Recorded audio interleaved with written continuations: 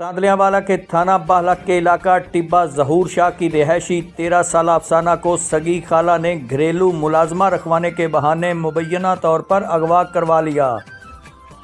वालदैन के मुताबिक फरजाना 2 साल तक तनख्वाह भी देती रही और हमारी मुलाकात भी करवाती रही, मगर 1 साल से ज़ायद का अरसा गुजर चुका, ना तनख्वाह मिली और ना ही हमारी बेटी से मुलाकात करवाई जा रही है।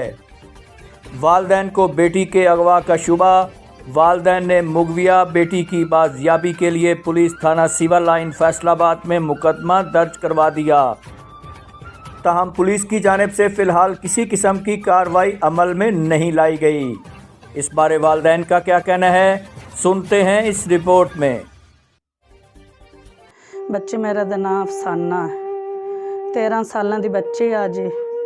मैं दिती काम वास्ते फरजाना तस्लीम नूं 2 साल मिलते रहे। साल तो बाद जी बच्ची मत्थे नहीं लगी आ।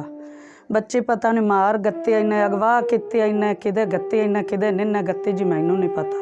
मैं हाई कोर्ट रेट कराई आ, हाई कोर्ट रेट मैनू फरजाना और धमकियां दे के फिर वापस ला लिया। रेट मैं वापस कर लिया जी, बच्ची मैनू नहीं मिली।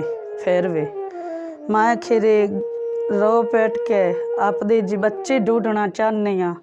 बच्चे मैनू चाहिए है, कोई माँ प्यो से जड़ती आंदा उसे जो लगी वक्त बाज मेहनत करना चाहनी है। मेरी बच्ची मैनू चाहिए, मैनू दुनिया की कोई चीज़ भी नहीं चाहिए।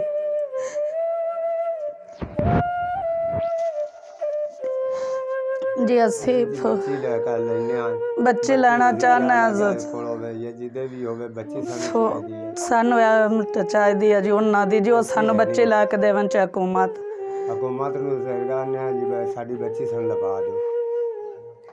बच्ची इन्हां दी हक्की जी अगवा हुई है। इसकी मैनू खुद पता है गया तो उस पिछे सवानी का धंधा भी इहो है। बच्चे अगवा कर लेने, अगवा करते का वेच छड़ने।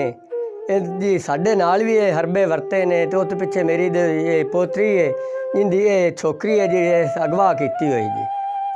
उस पिछे जी बच्ची सन दी जाए तो बहुत अच्छी गल है जी। तो बच्ची मैं फरजाना ते असलीम नूं दित्ती सी। 3 साल हो गए मेरी बच्ची गुम होई नूं ते 3 सालों दे विच एक बारी मिली सी, ये दोबारा नहीं मैनूं मिली।